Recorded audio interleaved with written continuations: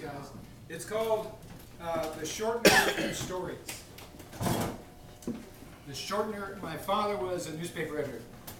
Actually, both my mothers and my father were all newspaper editors, so I got, anyway.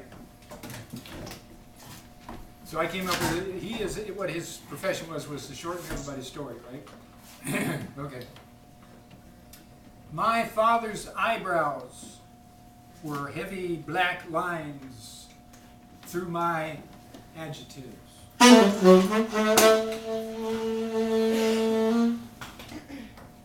His frown proclaimed my finite clause insubordinate.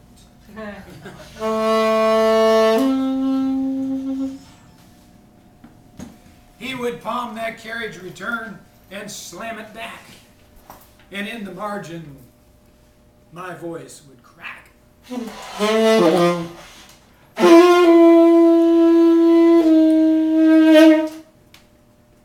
He wanted me triple spaced with no strikeovers.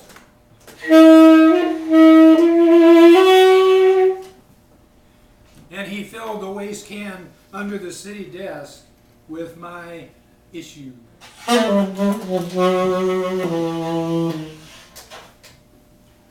He let my monologue languish with the tape curling under the teletype machine.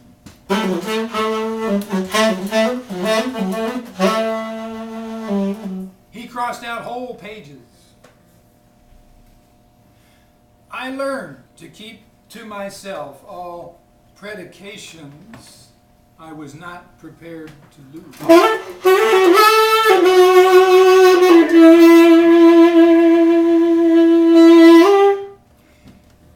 He's the reason I never trust the news.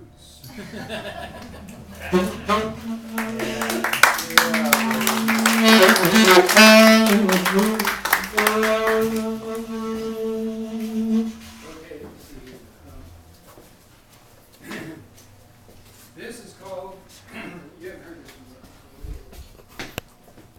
Is this going to be just you this time? This is called Getting It Wrong.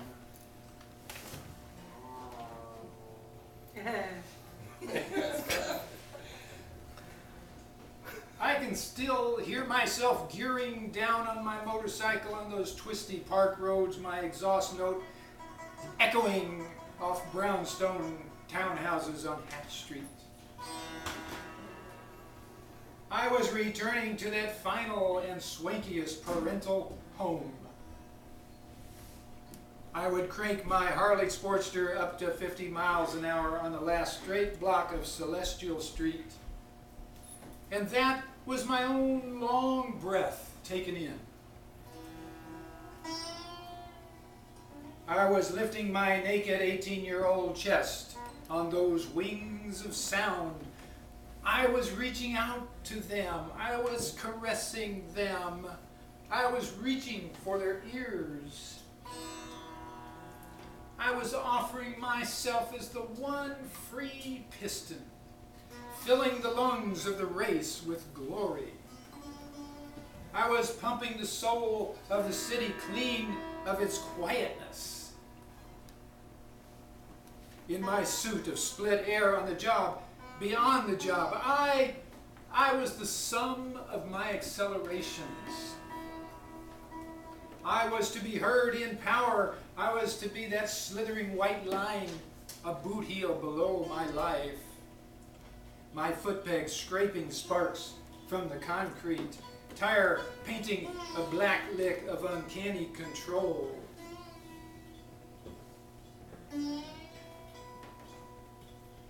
A storm brewed between gravity and balance, streetlights flickering on my chrome like lightning.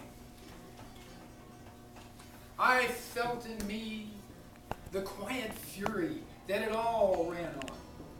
I was the world's own lover, tearing off every place in a graceful snit. I could feel how I sounded, and it was better than anything that would get me fed or loved or taught.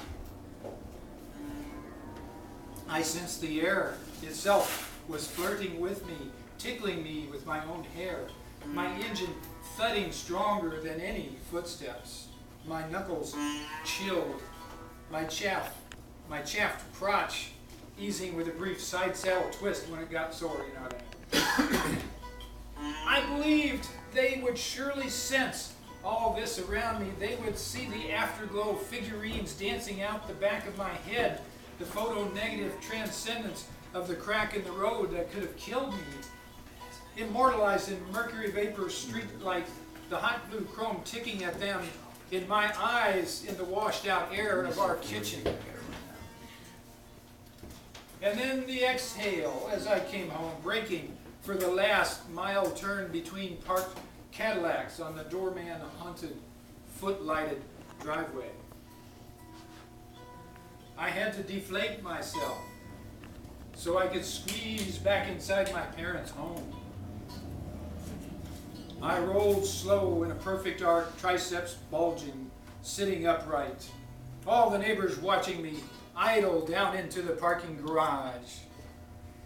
And that's where I gave one last tweak of the loud throttle that made the concrete shiver right under our apartment. And then I bent down to flick the key off. You know, Harley's right down there. And I stopped right there to tell myself that's not how they would ever think of me at all.